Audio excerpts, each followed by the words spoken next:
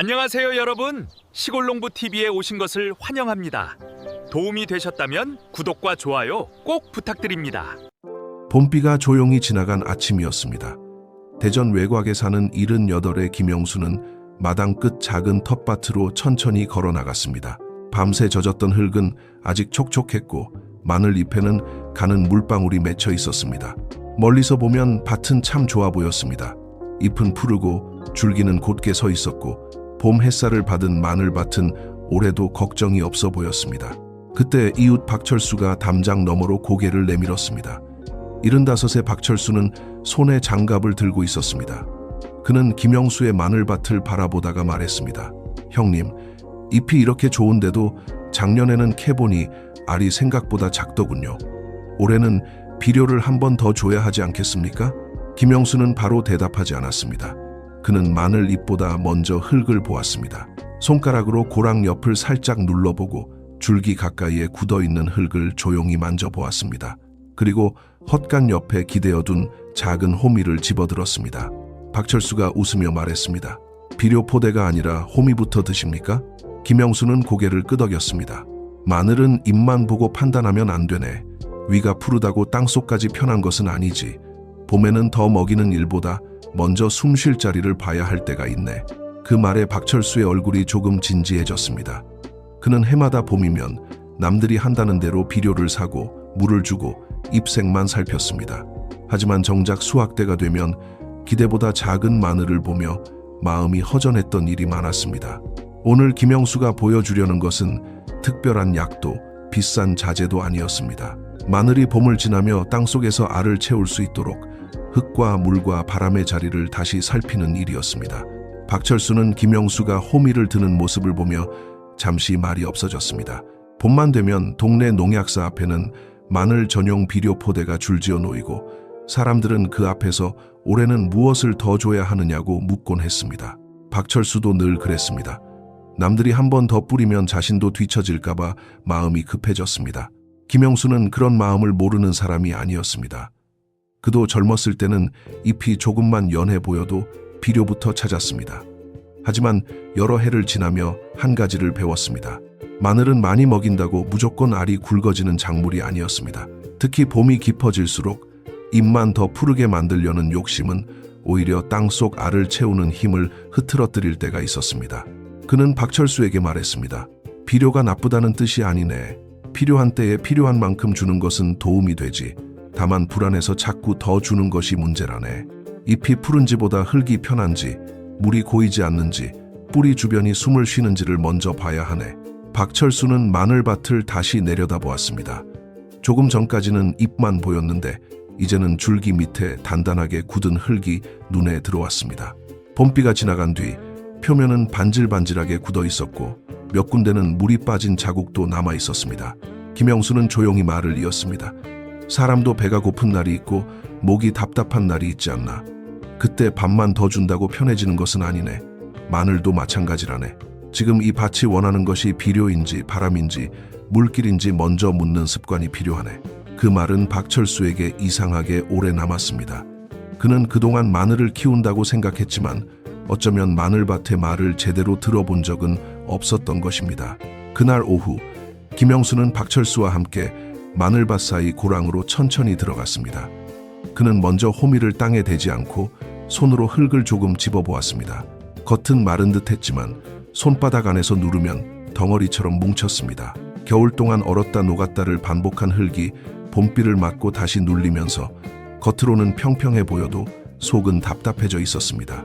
김영수는 그 흙덩이를 박철수 손에 올려주었습니다. 이걸 한번 만져보게. 부드러운 흙 같아 보여도 이렇게 뭉치면 뿌리 쪽으로 공기가 잘 들어가기 어렵네. 박철수는 흙을 비벼보다가 고개를 끄덕였습니다. 그는 그동안 마늘잎의 색만 살폈지 흙이 이렇게 굳어 있는지는 자세히 본 적이 없었습니다. 마늘은 겨울을 지나 봄이 되면 잎도 키우고 뿌리도 다시 움직이고 땅속 알도 천천히 채우기 시작합니다. 그런데 줄기 주변에 흙이 딱딱하게 막혀 있으면 뿌리는 물과 양분을 받아들이는 일도 힘들어집니다. 김영수는 마늘 줄기 아랫부분을 가리켰습니다. 마늘도 숨을 쉬어야 하네. 잎만 숨 쉬는 것이 아니라 뿌리도 숨을 쉬지. 흙이 너무 단단하면 아무리 좋은 것을 줘도 뿌리가 편하게 받아들이지 못하네. 그는 잠시 생각하다가 웃으며 덧붙였습니다. 추운 겨울에는 목도리를 두르는 것이 좋지. 하지만 봄이 왔는데도 목을 꽉 조이고 있으면 답답하지 않겠나. 마늘 주변 흙도 그와 비슷하네. 전부 벗겨내자는 것이 아니야.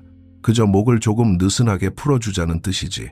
박철수는 그제야 김영수가 왜 비료 포대보다 호미를 먼저 들었는지 조금 이해하기 시작했습니다. 봄 마늘밭에서 중요한 것은 더 얻는 손길이 아니라 막힌 곳을 조용히 풀어주는 눈길이었습니다. 박철수가 흙의 답답함을 느끼기 시작하자 김영수는 그제야 작은 호미를 땅에 살며시 대었습니다.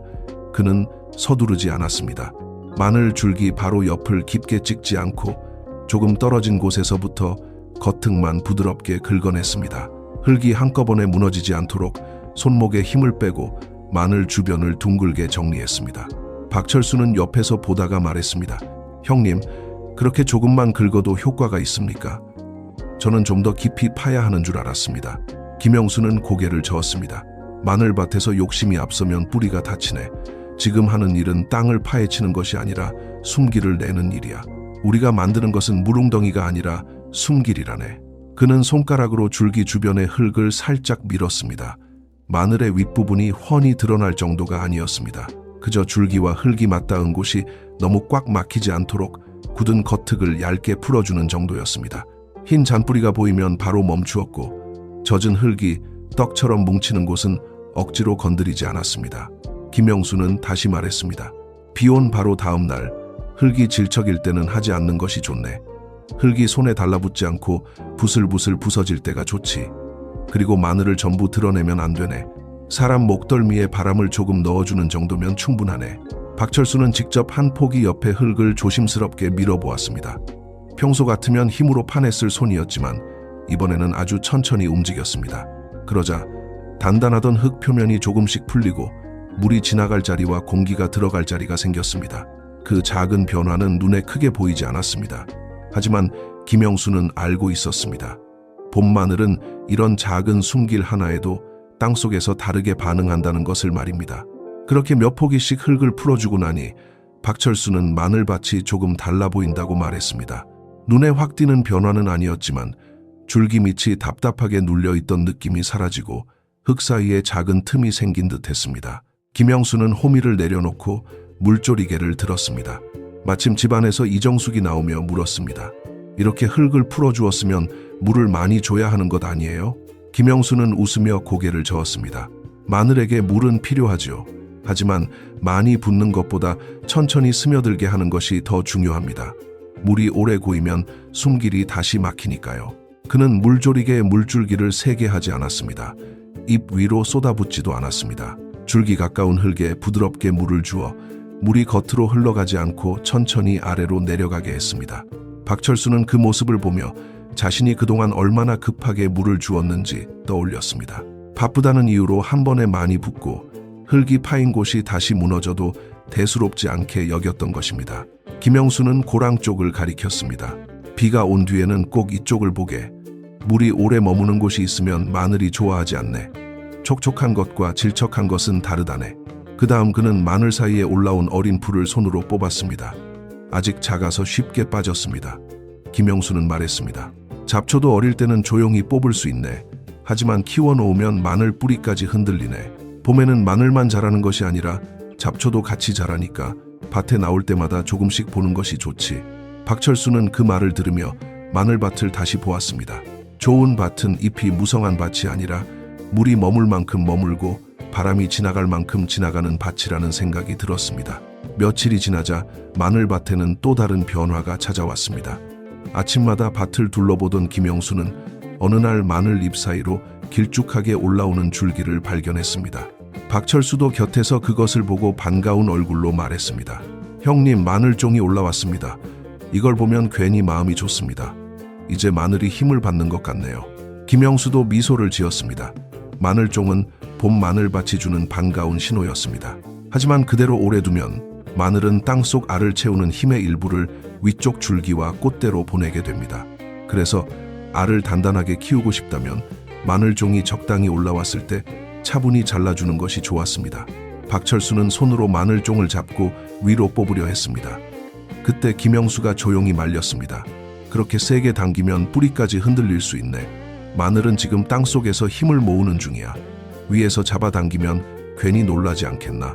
그는 작은 가위를 꺼내 마늘종을 깔끔하게 잘랐습니다. 너무 아래를 자르지 않고 잎이 갈라지는 위쪽에서 부드럽게 잘랐습니다. 한 포기, 또 한 포기, 급하지 않게 밭을 돌았습니다. 박철수도 그 모습을 따라하며 말했습니다. 예전에는 길게 뽑혀 나오는 것이 시원해서 좋은 줄 알았습니다. 김영수는 웃으며 대답했습니다. 사람 마음은 시원할지 몰라도 마늘에게는 조용한 손길이 더 편할 때가 있네. 잘라낸 마늘종은 이정숙이 바구니에 담아 부엌으로 가져갔습니다. 그날 저녁 밥상에는 마늘종 볶음이 올라왔습니다. 김영수는 젓가락으로 한 점을 집으며 말했습니다. 마늘 농사는 수확날만 기다리는 일이 아니지요. 중간중간 이렇게 작은 선물도 줍니다. 박철수는 그 말을 들으며 고개를 끄덕였습니다. 봄의 마늘밭은 알을 키우는 곳이면서 사람의 마음도 조금씩 익어가는 곳이었습니다. 마늘종을 자르고 난 뒤 밭은 한동안 조용해 보였습니다. 겉으로 보기에는 큰 변화가 없는 듯 했지만 김영수는 그때부터가 오히려 더 중요한 시간이라고 말했습니다. 위로 올라가던 힘이 멈추면 마늘은 다시 땅속 알을 채우는데 마음을 돌리기 때문이었습니다. 며칠 뒤 박철수가 아침 일찍 찾아왔습니다. 그는 자신의 마늘밭에서 아래쪽 잎이 누렇게 변하기 시작했다며 걱정스러운 얼굴을 하고 있었습니다. 형님, 잎이 누렇게 되니 마음이 불안합니다. 비료를 조금 더 줘야 하지 않을까요? 물도 더 줘야 할 것 같습니다. 김영수는 박철수의 말을 듣고 함께 밭으로 갔습니다. 그는 마늘 잎을 한참 살펴보았습니다. 위쪽 잎은 아직 서 있었고 아래쪽 잎부터 천천히 색이 바뀌고 있었습니다. 줄기 밑은 무르지 않았고 흙에서도 이상한 냄새는 나지 않았습니다. 김영수는 조용히 말했습니다. 이제는 마늘이 끝을 향해 가는 중일 수 있네. 아래 잎이 천천히 누렇게 되는 것은 꼭 나쁜 신호만은 아니야. 잎에 있던 힘이 땅속 알로 내려가는 과정일 때도 있지. 박철수는 그 말을 듣고도 아직 마음이 놓이지 않았습니다. 김영수는 그의 어깨를 가볍게 두드렸습니다. 이때 조급해서 다시 비료를 주면 마늘이 헷갈리네. 이제 알을 단단하게 해야 하는데 다시 잎을 키우려고 할 수 있지. 물도 마찬가지야. 촉촉함이 필요한 때가 있고 서서히 마르게 두어야 할 때가 있네. 그날부터 박철수는 물조리개를 드는 횟수를 줄였습니다. 비가 온 다음 날에는 밭에 바로 들어가지 않고 흙이 조금 마를 때까지 기다렸습니다. 며칠 맑은 날이 이어진 뒤 김영수는 밭 가장자리에서 몇 포기만 조심스럽게 들어 올려 보자고 했습니다. 손으로 잡아당기지 않고 호미를 깊숙이 넣어 흙을 먼저 들어 올렸습니다. 흙이 떨어지자 단단하고 묵직한 마늘이 모습을 드러냈습니다. 박철수는 크게 웃지 않았습니다. 대신 오래 바라보았습니다. 봄 내내 더 주려고만 했던 마음을 내려놓고 흙이 숨쉬게 기다린 시간이 그 안에 들어있는 것 같았습니다. 캐낸 마늘은 바로 줄기를 자르지 않았습니다. 김영수는 흙만 가볍게 털어낸 뒤 마늘을 처마 밑 그늘진 곳에 가지런히 펼쳐 두었습니다. 햇볕이 너무 강한 곳보다 바람이 잘 지나는 그늘이 좋다고 했습니다. 줄기와 잎에 남아있는 기운이 천천히 마늘로 내려가고 겉껍질도 서서히 마르기 때문이었습니다. 박철수는 묵직한 마늘을 손에 들고 말했습니다. 올해는 제가 한 일이 많지 않은 것 같은데 오히려 더 배운 것이 많습니다. 김영수는 조용히 웃었습니다. 밭일은 늘 많이 한다고 좋은 것이 아니네. 줄 때가 있고 풀어줄 때가 있고 기다릴 때가 있지. 봄 마늘밭에서 기억해야 할 것은 어렵지 않습니다. 잎이 푸르다고 안심하지 말고 흙이 굳어있지는 않은지 먼저 봅니다. 불안하다고 비료부터 더하지 말고 뿌리 주변이 숨을 쉴 수 있는지 살핍니다. 줄기 가까운 흙은 깊게 파지 않고 살짝 풀어줍니다. 물은 세게 붓지 말고 천천히 스며들게 합니다. 잡초는 어릴 때 뽑고 마늘종은 잡아당기지 말고 가위로 차분히 잘라줍니다. 수확이 가까워지면 잎이 변하는 모습을 조급하게만 보지 말고 물을 줄이며 마늘이 단단해질 시간을 기다립니다. 마늘 농사는 특별한 비법보다 작은 관찰이 쌓이는 일입니다. 여러분의 밭에서는 올해 마늘이 어떤 모습으로 자라고 있나요? 봄에 가장 어려웠던 점이 있다면 댓글로 나누어 주세요. 함께 이야기하다 보면 내년 봄의 밭은 조금 더 편안해질 것입니다. 오늘 이야기가 도움이 되셨다면 좋아요와 구독으로 함께 해주세요. 흙은 서두르는 손보다 귀 기울이는 마음을 오래 기억합니다.